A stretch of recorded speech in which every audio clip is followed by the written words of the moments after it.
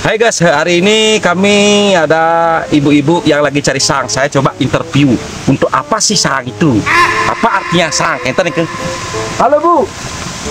Ya gini Bu, coba saya tanya-tanya dulu masalah sang ini. Kangon gini Bu kali sang ini Bu. Mau ngangkat. Itu ngalih.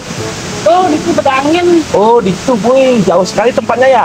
Ini Bu, mumpung saya ada kerjasama antar negara, mudah-mudahan disetujui atau disertifikasi sang ini.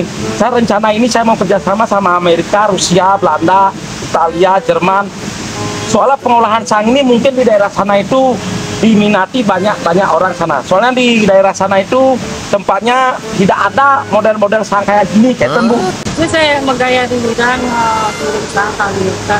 Ini Bu, saya cuma kerjasama aja antar negara. Mudah-mudahan sang ini bisa dimanfaatkan oleh negara-negara lain. Kita Bu, nanti saya coba cari sang yang lebih banyak Bu, ya 2 ton.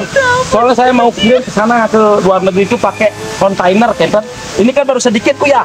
Coba cari yang lebih banyak Bu. Soalnya kita kirimnya pakai kontainer, kita. Bu.